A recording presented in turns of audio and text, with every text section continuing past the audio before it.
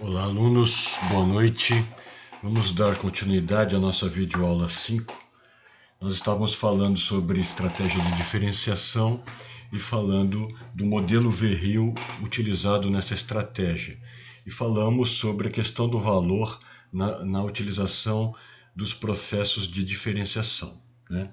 Então, nós comentamos, por exemplo, que o valor em setores como as oportunidades setoriais, em setor fragmentado, em setor emergente, maduro e setor em declínio.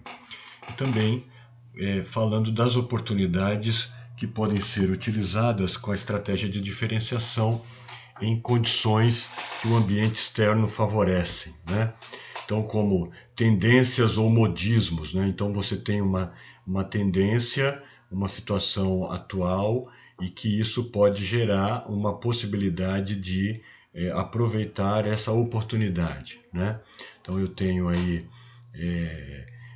roupa de surf, a gente está tendo agora no momento questões de hábitos de alimentos saudáveis, né?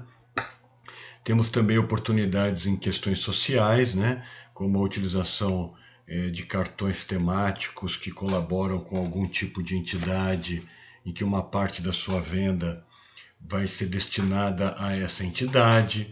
Então você utiliza esse aspecto ou aspecto sustentável, né, de economia sustentável, então uma causa social, ou se aproveita oportunidades, por exemplo, de políticas governamentais. Então, por exemplo, questões atuais que nós estamos vendo de problemas energéticos com investimento em motores elétricos, aqui o carro elétrico, né?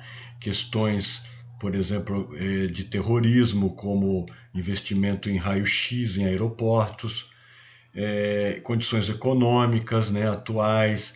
Então, essas agências de recolocação de emprego. Então, todos esses aspectos são situações de oportunidades que vão surgindo e criando novos negócios e estratégias de diferenciação por conta disso. Então, no momento atual, por exemplo, a questão aí da pandemia, né, os negócios de internet além de ser, já era uma tendência, ele vive um boom por conta da questão do isolamento. Então as pessoas acabam pedindo suas compras pelo e-commerce, né? Por esses sites de pedidos, essas plataformas de pedidos, para evitar sair de casa. Então, isso mostra uma oportunidade numa situação momentânea, né? Então, uma tendência que já se consolidava e aí por conta de uma situação atual acaba se efetivando. Bom, o outro aspecto do modelo Verril é a questão da raridade, né?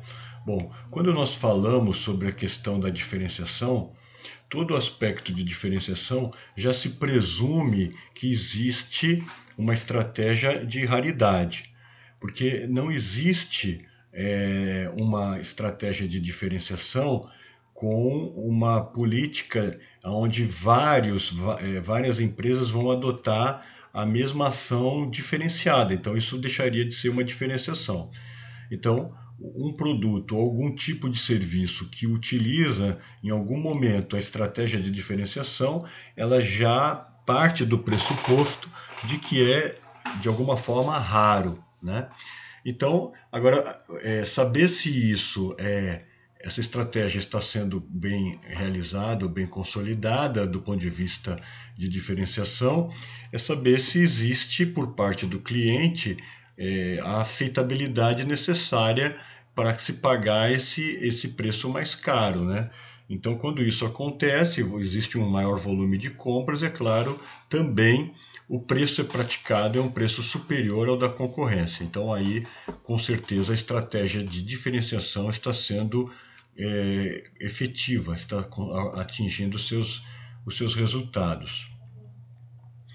E também nós temos a ideia, né, que não basta, dentro da perspectiva de diferenciação, gerar valor, ser raro, mas também a dificuldade e o custo de imitação dessa estratégia, né? Então, se uma empresa conseguir imitar essa estratégia de diferenciação, logo ela deixará de ser um produto ou um serviço diferenciado.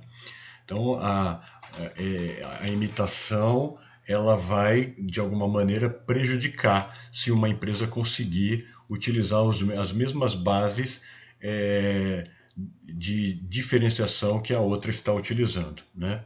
Então, os imitadores normalmente vão enfrentar uma desvantagem de custo porque não vão conseguir imitar o que a, a empresa que já está com a estratégia está realizando, né?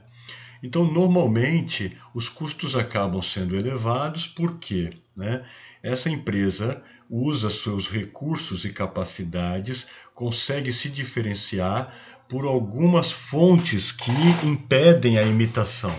Por exemplo, algum tipo de singularidade histórica, né? Ou seja, um domínio histórico de uma fonte de recurso, ou uma ambiguidade causal, ou seja, a situação que ela desenvolve, determinado produto ou serviço, envolve um conjunto de situações únicas que só a empresa consegue realizar, ou uma complexidade social, em que a empresa envolvida em parcerias, em contratos, ou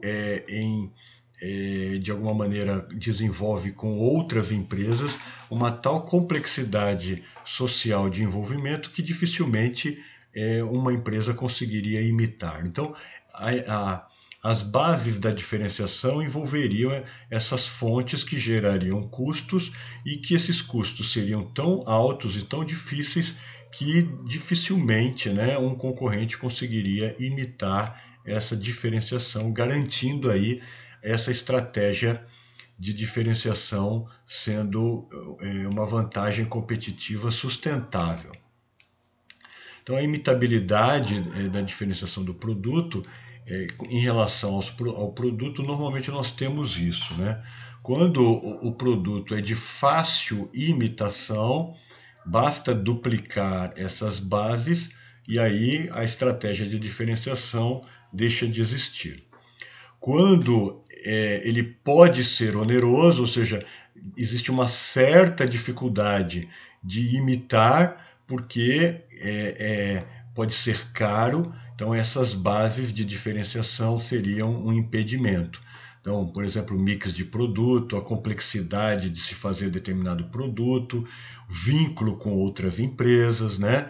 A customização do produto, fazer um produto específico para um cliente e a força do marketing de consumo da marca daquele produto. Então, isso pode ser oneroso e pode ser um empecilho de imitar.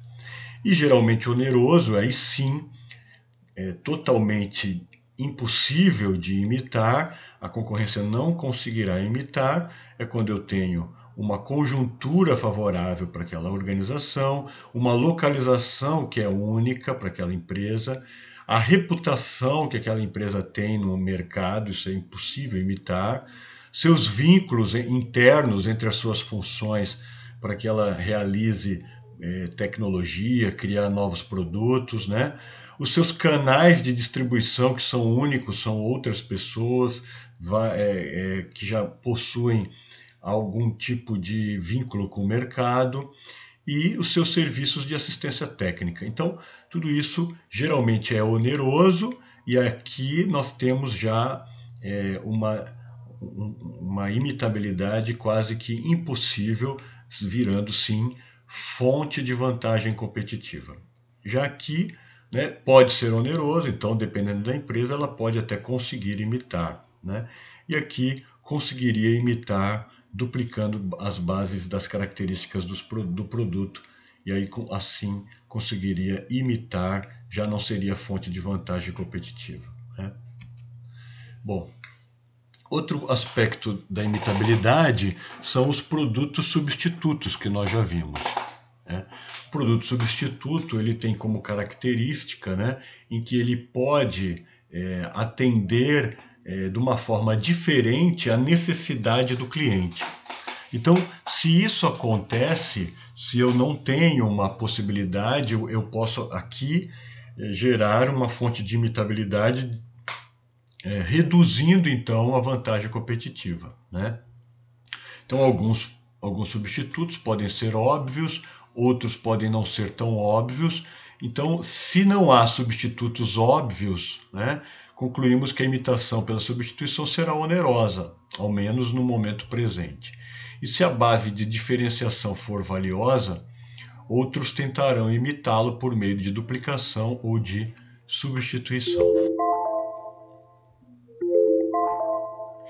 Bom, terminaremos na próxima aula sobre o tema organização. Obrigado.